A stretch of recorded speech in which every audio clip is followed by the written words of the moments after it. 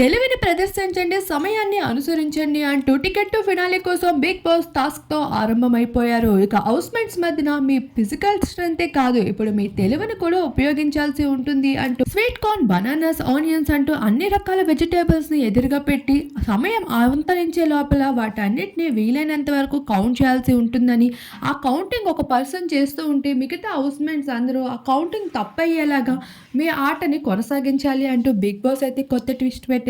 Ticket to finale గెలుచుకున్న వారు direct top 5 కంటెస్టెంట్స్‌లో ఒకరుగా మొదటిగా ముద్ర వేసుకుంటారు.